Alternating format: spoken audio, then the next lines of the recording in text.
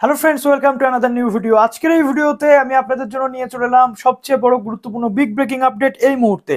মাধ্যমিক উচ্চ মাধ্যমিক পরীক্ষার যে সময় পরিবর্তন সেই নিয়ে হাইকোর্টে একাধিক মামলা কিন্তু দায়ের করা হয়েছিল এবং সেই মামলা আজকে শুনানি ছিল। দুটো ভাগে সেই মামলা শুনানি হয়েছে।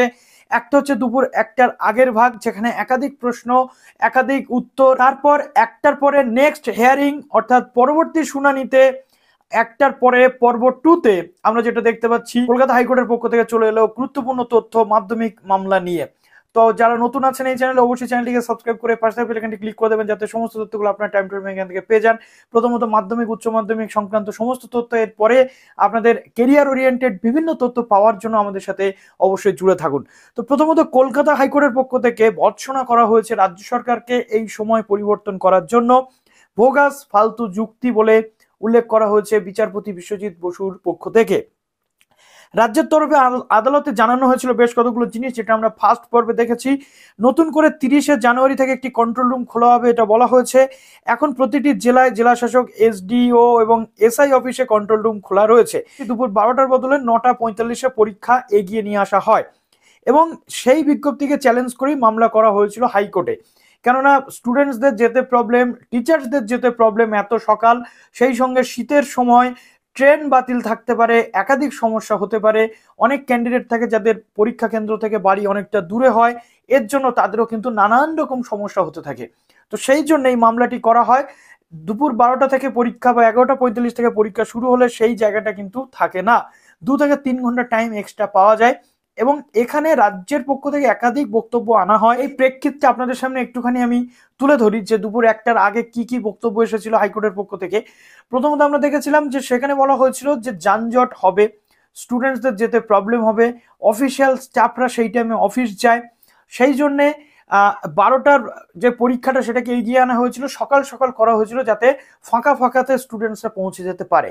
কিন্তু এই সিদ্ধান্ত বা এই বক্তব্যকে কলকাতা হাইকোর্টের পক্ষ থেকে বলা হয়েছিল এটা একটা ফালতু যুক্তি, এই যুক্তির কোনো জায়গা নেই।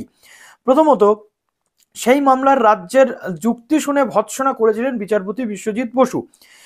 বিজ্ঞপ্তিতে সঠিক কারণ কেন জানানো হলো না তা নিয়েও প্রশ্ন তুলেছেন বিচারপতি। তবে সময়ের পরিবর্তনের কোনো সিদ্ধান্ত আদালত কিন্তু করেনি, বা এই নতুন যে সময় 9:45 সেখানে কোনো হস্তক্ষেপ করেনি। অর্থাৎ হাইকোর্টের পক্ষ থেকে বলে দেওয়াই হলো যে কোনো রকম সময়ের পরিবর্তন হচ্ছে না। কেননা তার কারণ হচ্ছে এক্ষেত্রে পরীক্ষার্থীদের মধ্যে বিভ্রান্তি বাড়তে পারে। যেহেতু এক পরীক্ষার 15 দিন আগে সময় পরিবর্তন হয়ে স্টুডেন্টসদের মধ্যে বিভ্রান্তি ছড়িয়েছে, তার সাথে সাথে আবার যদি আদালতের পক্ষ থেকে সময় পরিবর্তনের নির্দেশিকা দেওয়া হয়, আবার স্টুডেন্টসদের মধ্যে বিভ্রান্তি কিন্তু ছড়াবে। কাজেই আর সময় পরিবর্তন হবে না, কিন্তু রাজ্যের সিদ্ধান্ত যে সঠিক নয় এটা কিন্তু আদালতের পক্ষ থেকে বলা হয়েছে।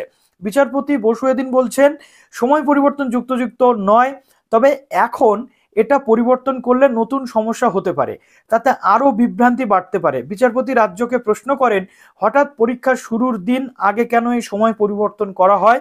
উত্তরে রাজ্য জানায় রাস্তায় যানজট। একথা শুনে বিচারপতি বলেন বোগাস যুক্তি, অর্থাৎ এই কথার কোনো ভিত্তি নেই। এই সময়ে আপনাদের এটা মনে পড়লো কেন, এই বছর এই সময় আপনাদের এটা মনে পড়লো কেন? এইসব ফালতু যুক্তি দিয়ে আপনাদের কর্তারা সিদ্ধান্ত নিচ্ছেন, তবে পরীক্ষার্থীরা নতুন করে বিভ্রান্তিতে পড়ুক তা চান না বিচারপতি। আর সেজন্য রাজ্যের তরফে আদালতে জানানো হয়েছে এবার নতুন করে 30শে জানুয়ারি একটি কন্ট্রোল রুম খোলা হবে।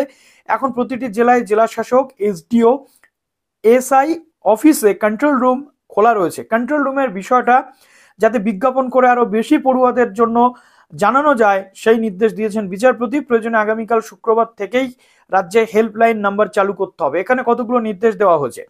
কোনো পরীক্ষার্থী পরীক্ষা কেন্দ্রে যেতে অত সকাল সকাল পরীক্ষা হচ্ছে, কাজেই যদি কারোর কোনো সমস্যা হয়, গাড়ি সংক্রান্ত সমস্যা, বা কেউ যদি পরীক্ষা যে কেন্দ্র রয়েছে সেখানে পৌঁছতে তার দেরি হয়ে যায়, সেক্ষেত্রে পুলিশ তাদের স্কুলে পৌঁছানোর ব্যবস্থা করবে, সরকারিভাবে তাদেরকে স্কুলে পৌঁছানোর ব্যবস্থা করতে হবে।